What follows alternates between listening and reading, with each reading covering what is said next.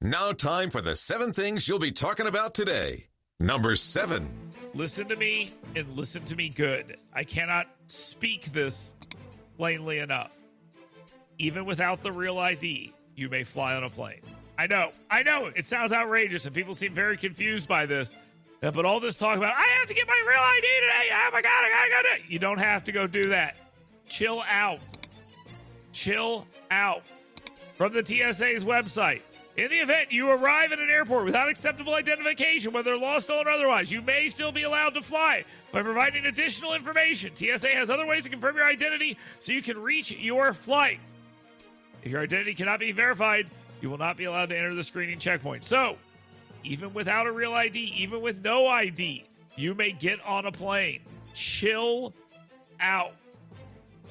Plus, I expect them to delay it even further.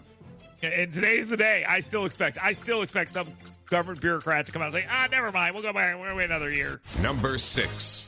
Canada. And Donald Trump had a little bit of a conversation yesterday. And by the way, you don't want Canada to be the 51st state. You don't. I mean, what do you want? You want a bunch of foreign liberals in your United States Senate? That's what you're going to get. That's exactly what you're going to get.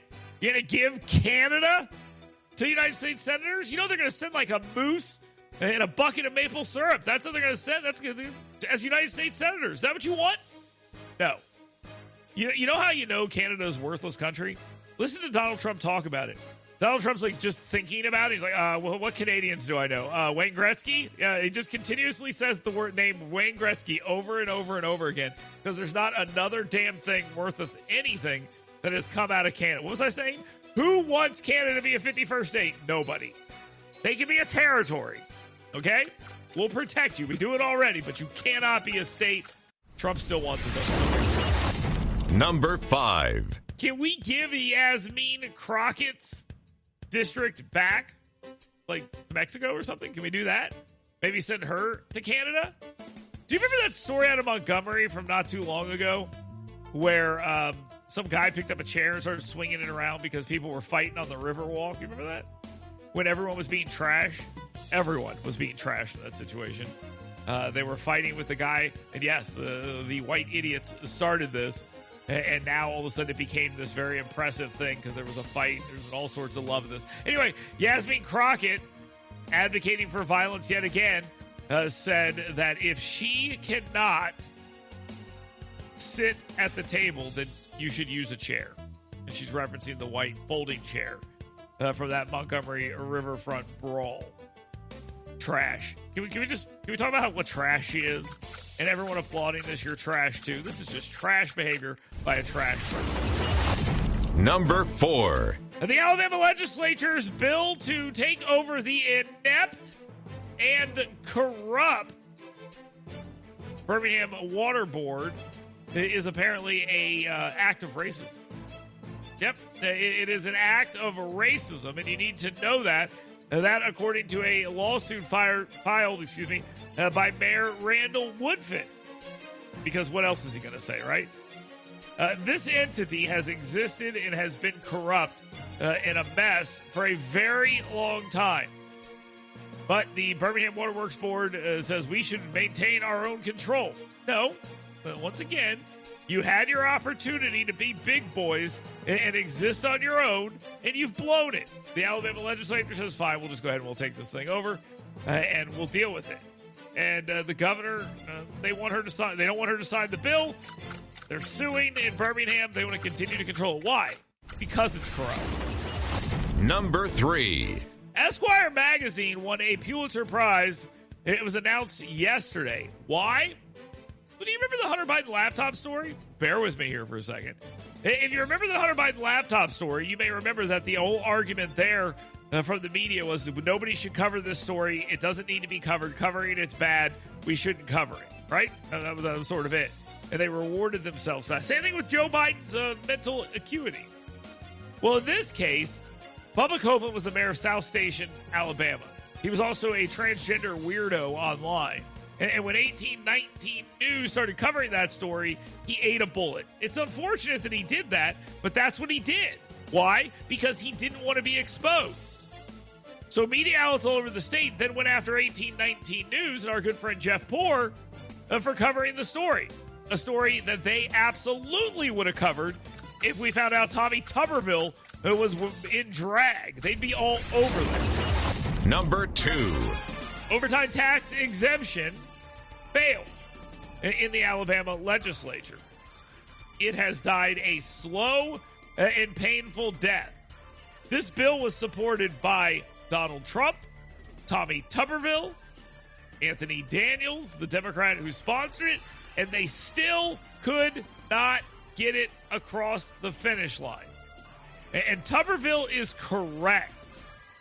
He is absolutely correct when he talks about this and when he says this is about rewarding hard work. Okay?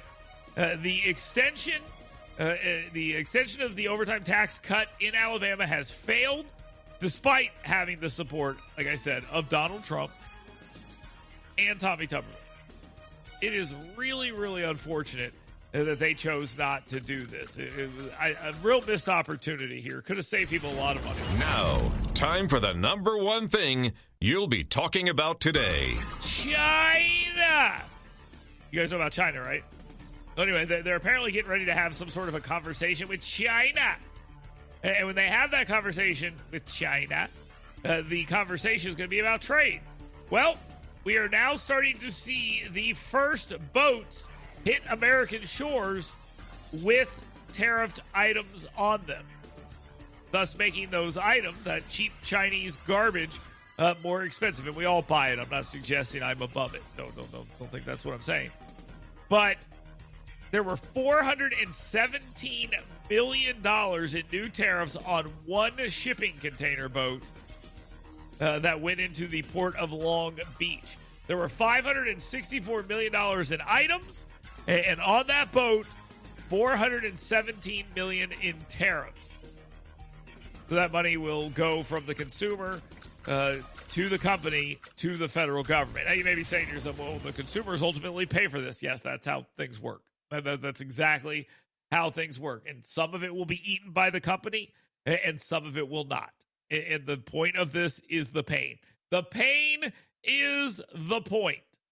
And that's what's happening here. So for the first time, we have a ship hitting the shores that have tariff goods on it. $417 million in new tariffs. That is the cost of this trade war so far on that one boat. $564 million in merchandise, $417 million in tariffs. You still cool with this? I am. I absolutely am. I absolutely am. I want to see more of this. I want to see this. And the pain is the point. The point is to cause pain on China and the Chinese manufacturers so they make a better deal. And by the way, that pain is being felt in China. This is, I know we don't want to talk about this, but the pain is being felt in China. And that's what they're trying to get to the point where China is having to feel pain as well, so they will give and bend the knee. So China has tried its best to figure out a way around this. They're cutting interest rates in the country. Factories are closed. That is happening in China right now because their whole economy is based on exports. And as of right now, there's a serious issue there in China, and they're trying to make them feel pain so they'll make a deal. So I guess the countries are getting ready to work together and meet.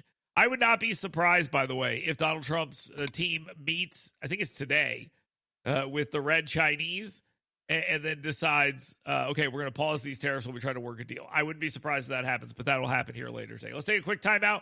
We got a lot to get into here today, including China. Stay tuned. I want to talk about the Bubba Copeland thing as well. An absolute disgrace to American journalism. And as Alabama's most trusted journalist, I got a lot to say about that. So keep it locked right here on WVNN. Get WVNN's Dale Jackson's 7 Things You Should Be Talking About Today right in your email box every morning. Go to yellowhammernews.com and sign up today.